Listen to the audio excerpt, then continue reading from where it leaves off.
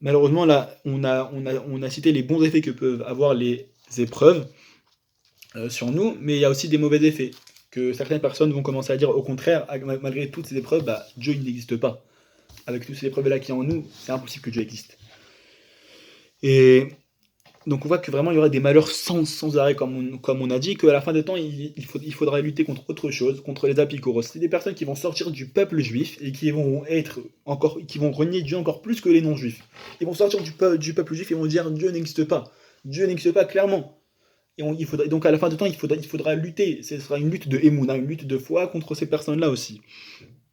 Euh, Il y a le, il y a le Gaon de Vilna, il te dit que vraiment lui aussi il t'appuie qu'à la fin des temps, il y aura plus de miracles dévoilés comme on en avait l'habitude. Il y en aura plus.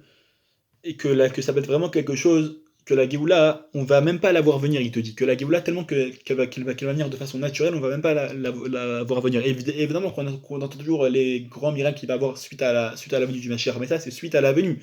La venue du Mashiach, ça va être quelque chose de très naturel, qu'on va même pas la voir venir. Et évidemment, une fois qu'on passera dans l'ère messianique, ça prendra un petit peu de temps que le monde s'élève, et il y aura alors qu'il va atteindre cette perfection-là d'avoir des choses qu'on pourrait entendre aujourd'hui comme surnaturelles. Euh, il faut se rendre compte qu'à la fin des temps aussi, on nous dit qu'il y aura des tonnes d'accusations. Il y aura des tonnes d'anges accusateurs dans le ciel qui vont venir à cause de la débauche. À cause de la débauche, et qui vont créer un voile entre nous et le peuple. C'est-à-dire quoi? C'est-à-dire qu'à la fin des temps, Dieu va vouloir faire venir la délivrance, et il y aura des tonnes d'anges accusateur qui viendront voir Dieu et qui diront regarde ton peuple, comment il est débauché, comment il y a tellement de juifs qui vont en boîte de nuit, comment il y a tellement de filles juives qui s'habillent non sniout, comment il y a tellement de garçons et de filles juifs qui se touchent alors qu'ils ne sont même pas mariés. Des tonnes d'anges accusateur qui vont venir voir comme ça avec Dieu, et ça va créer un autre voile entre nous et Dieu. Ça va créer un autre voile, notre perception de Dieu, et ça va être aussi une chose qui va nous cacher Dieu. Déjà que Dieu, dans sa conduite, il décide lui-même de se cacher à la fin des temps, alors à la fin des temps, il y aura aussi ça qui va nous le cacher encore plus. Et c'est pour ça que ça va être encore plus dur d'avoir l'aïmouna, d'avoir la foi à la fin des temps. Mais il y aura aussi des anges bons, comme Michael, Gabriel, Raphaël, qui se lèveront comme on va voir juste après. Par exemple, dans la Gemara, dans le traité de Avodazara, il y a écrit là-bas que il y a un débat à la fin des temps où les autres nations diront regarde ton peuple aussi comment ça a pas été il n'a pas été au top du top non plus et que là-bas les bons anges ça dont on a parlé répondront oui mais regarde on a eu Abraham dans notre peuple, on a eu Yitzhak, on a eu Jacob, on a eu Moshe, on a eu Yosef, on a eu Aaron, on a eu David, et c'est trop les grandes personnalités du peuple. Mais tout ça, c'est que des unités qui vont. Ok, mais il faut savoir que les unités, ça sanctifie le peuple. Pourquoi? Parce que Kol Israël, Arivim, Zelazé, tout le peuple juif est dépendant l'un de l'autre. Donc ces grandes personnes-là qui sont que un, elles viennent sanctifier tout le peuple. Et c'est ça ce que Michael, l'ange qui est responsable du peuple juif, c'est comme ça qu'il va défendre le peuple juif à la fin. Et il va dire. Déjà, vous parlez de nous, mais regardez-vous, les autres nations, comment vous êtes. Vous êtes les plus perverses qui puissent exister. Pour revenir à la Emouna, il faut savoir qu'à la fin des temps, on te dit qu'à la fin des temps, la Imuna, ce sera pas juste une Mida. Ok, on sait très bien qu'on a travaillé nos Midot, il y a la colère, il y a l'orgueil, et il y a la Imuna, il y a la foi en Dieu. On te dit qu'à la fin des temps, ça sera même plus juste une Mida, un bon trait de caractère à travailler d'avoir la Imuna. Ça sera une Messirut Nefesh, ça sera un don de soi total, puisque il y aura rien qui te prouvera, comme j'ai dit tout à l'heure, il y aura rien qui t'encouragera à avoir la Imuna. Donc ce sera vraiment un don de soi, de te surpasser toi-même, de diriger ta personne pour avoir la foi en Dieu. Et pourquoi? Parce que il y aura tellement d'épreuves que les gens vont se décourager d'avoir la Emouna. Même ceux qui ont la Emouna, qui avaient la Emouna jusque-là toute leur vie, ils arrivent à l'âge de 50 ans, ils voient toutes les épreuves qui se passent aujourd'hui, ils ont de moins en moins de Emouna, de foi en Dieu, à cause des épreuves. Donc vraiment, avant la Emouna de nos jours, c'est une Messirut Nefesh, un don de soi. Et on dit qu'à la fin des temps, on en arrivera même à penser qu'il n'y a plus d'espoir. C'est fini, il n'y a plus d'espoir. Ça y est, on a espéré qu'il venait en Nissan, on a espéré qu'il venait à Pessah, qu'il venait le 7e jour de Pessah lors de la Soudat Machar. Ça y est, on est déjà en Iyar, ça y est, on pense qu'il n'y a plus d'espoir. Ça y est, on pensera, ça y est, c'est fini, on a eu tous les signes qui sont passés. Et Machar n'est pas venu, on pensera qu'il n'y a plus d'espoir. Et c'est Et donc on va perdre cette émouna-là. Donc c'est pour ça qu'aujourd'hui on entend tellement de gens qui demandent des cours sur la émouna, qui demandent d'être français sur la émouna, parce que c'est très dur aujourd'hui. Les religieux seront dénigrés. Il y aura des gens qui se moqueront clairement. Regarde ces religieux-là, ils croient en Dieu. Regarde comment ils sont dans la misère, ils ont même pas de quoi élever leurs gosses. Arrêtez un petit peu de croire à votre chose, là ça vous a jamais apporté du bien. On voit que tout ça, ça sera dénigré.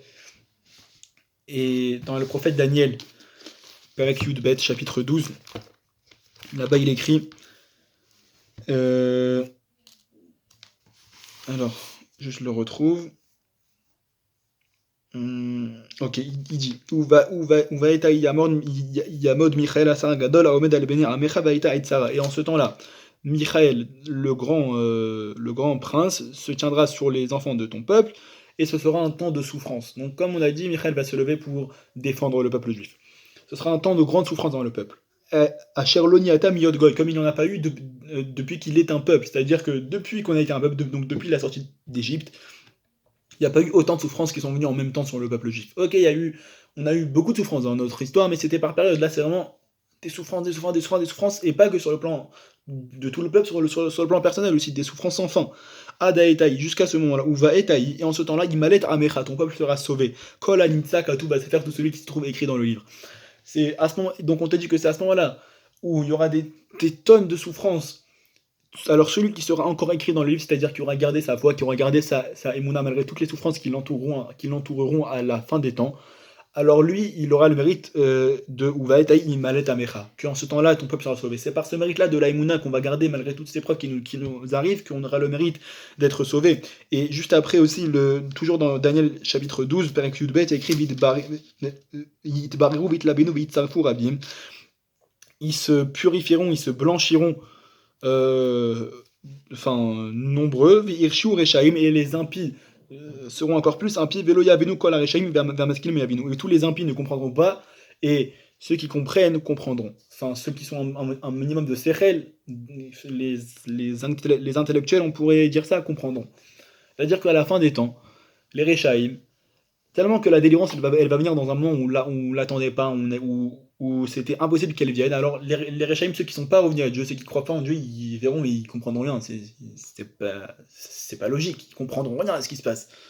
Et nous, alors, enfin les masculines, les intellectuels, ceux qui ont gardé leur foi en Dieu, alors ils comprendront ce qui se passe et ils seront veitlabenou, ils seront blanchis.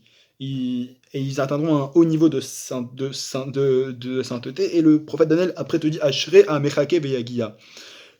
Heureux est celui qui attend et il arrivera. C'est-à-dire heureux est celui qui attend et qui garde sa foi en Dieu, et qui garde sa foi en la venue du Mashiach, et qui garde sa foi en tout ça, en la Torah. Et alors à ce moment-là, il arrivera. C'est cette lutte-là de la fin des temps qu'il faut qu'on garde vraiment. C'est le sujet de la fin des temps, c'est la Emouna. Il faut qu'on garde notre Emouna en Dieu, notre foi en Dieu. Vraiment garder la Emouna malgré tout ce qui se passe autour de nous. Il y a le Harizal qui était un des plus grands kabbalistes de toute l'histoire, qui a vécu à 500 ans à Tzfat. Il te dit qu'à la fin des temps, pourquoi on voit qu'il y a autant de mauvaises personnes aujourd'hui dans le monde? Parce que le Harizal, il te dit qu'à la fin des temps, Dieu va ramener toutes les âmes des Rechaim qui ont fauté, qui ont fait des grosses fautes, il va les ramener en même temps dans le monde. Et pourquoi? Parce que comme ça, elles seront déjà dans le monde lors de la délivrance, et donc lors du jour du jugement, il pourra les juger. Donc c'est pour ça qu'on voit qu'il y a autant de personnes mauvaises dans ce monde. On pourrait dire que l'homme est mauvais en fait. On voit qu'il y a autant de personnes mauvaises dans le monde aujourd'hui, c'est parce que Dieu veut ramener tous ces âmes qui ont fait des grosses fautes durant toute l'histoire, ces âmes de Rechaim, d'impies, pour pouvoir les juger le jour du jugement. Et il faut qu'on prenne cette conscience-là, qu'on ait la foi en Dieu, que malheureusement aujourd'hui on n'a plus la foi en Dieu, et des fois des gens qui se disent bah oui moi je crois en Dieu, mais en fait ils ne croient pas en Dieu. Par exemple les gens qui n'ont pas honte de leur faute. Si t'as pas honte de la faute que tu fais, c'est que tu ne crois pas en Dieu. Par exemple des filles qui viennent, nous tu parles même pas dans la rue mais à la synagogue, des filles qui viennent limite en mini-jupe à la synagogue, en pantalon à la synagogue. Chas v'shalom, c'est pas un quitrot contre le peuple juif, chacun fait ce qu'il peut à son niveau, mais au moins se rendre compte que c'est grave, que des fois des gens comme ça, tu leur fais des remarques et c'est toi qui prennent pour un fou. C'est-à-dire si toi t'as même plus honte dans les mauvais actes que tu fais, ça veut dire que tu crois pas en Dieu, que t'as pas de mouna à quelqu'un. Aujourd'hui on voit aussi ça commence à arriver des gens qui viennent à la synagogue le samedi matin, qui est très bien, dès qu'ils sortent de la synagogue, ils passent le portail de la synagogue, ils sortent leur téléphone. attends un petit peu, ok, t'arrives pas à combattre ce mauvais penchant de faire Shabbat, mais ils ont honte de ne pas faire Shabbat. Attends un peu, tourne le tournant de la rue même, et prends ton téléphone, prends juste devant. Les gens n'ont plus honte, et quelqu'un qui n'a plus honte de ses fautes, Chas v'shalom, c'est quelqu'un qui ne croit pas en Dieu. Donc il faut avoir cette force de Emouna là, de se rendre compte de nos fautes. Et enfin, pour terminer sur ça, il y a le Baal Shem Tov qui te dit quelque chose de très beau. Il te dit que celui qui a gardé la Emouna, celui qui a gardé la foi jusqu'au dernier moment de la délivrance, de l'histoire, qui a gardé la Emouna jusqu'au bout, alors lui, il va voir Dieu arriver même avant la délivrance. Même un petit peu avant la délivrance, il verra déjà Dieu il sentira déjà la présence de Dieu dans les domaines, puisque Dieu va lui apporter la bracha, même un petit peu avant la délivrance. Ça, c'est pour celui qui garde la Emouna jusqu'au bout, jusqu'à la fin, et que ça devient de plus en plus dur. Donc maintenant on a vraiment compris c'est quoi l'importance de la Emouna, la gravité de la Emouna. Maintenant, voilà, on a déjà cité pas mal de mérites et de récompenses que la Emouna peut nous apporter. Je vais juste rajouter deux petites choses à propos de ça, du mérite et de la récompense. Il y a le Rav Kook, donc dans Midot Areaya, à propos de la Emouna, qui te dit là-bas, Ken Torah ta Emouna, ainsi la loi de la Emouna, de la foi, t'es Asher Osher Gadol, ou Mefutar, et elle rendra heureux un grand bonheur, et un grand bonheur ouvert, épanoui, et Kol Amon Kulo Akashur Bekeshar Tom Aemuna, toutes les grandes multitudes qui sont liées dans le lien de la simplicité de la foi. Donc il te dit que tout celui qui garde la Emouna, il aura le mérite d'avoir un grand bonheur. Pourquoi?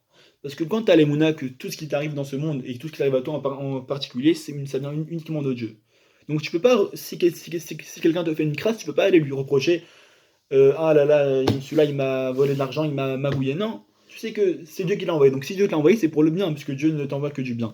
Donc tu auras le mérite par la Emouna. La Emouna, ça va t'amener un grand bonheur dans toute ta vie. Un grand bonheur dans chaque chose de ta vie. Et enfin, une dernière chose, c'est le prophète Daniel, toujours dans le Perek Yud-Bet, le chapitre 12, qui te dit Vea maskilim, donc il nous parle vraiment de la fin des temps, donc c'est ces jours-là qu'on vit maintenant. Vea maskilim yaziru gazoar arakia, et les intellectuels, donc ceux qui ont gardé leur foi, comme on a dit tout à l'heure, brilleront comme un trésor, enfin comme l'éclat du ciel plutôt. Umatzdika arabim kakochavim leolam vaet, et ceux qui rendent juste les nombreux, donc les autres, comme les étoiles pour toujours et à jamais. C'est-à-dire que à la fin des temps, on reconnaîtra enfin la valeur de toutes ces grandes personnes-là, ceux qui ont gardé leur foi en Dieu, et ils brilleront comme l'éclat du ciel, ils brilleront, et ceux qui ont ramené d'autres personnes, qui ont enseigné de la Torah à d'autres personnes, qui ont ramené à la Tchouva d'autres personnes, alors ils brilleront comme les étoiles. Donc si tu veux qu'on garde avec nous cette émouna, qu'on se renforce dans notre foi en Dieu, qu'on comprenne Emouna Pshuta, sans se poser de questions, je crois en Dieu tout simplement, je crois en Dieu, je ne cherche pas à me poser de questions, que par cette foi-là, que par le mérite de cette foi-là, Dieu nous délivre de cet exil comme il nous a délivré de l'exil d'Égypte aussi par la foi, qu'il puisse nous amener à la délivrance avec la venue de Mashiach Bekarov. Et Rev Tov, merci à tous.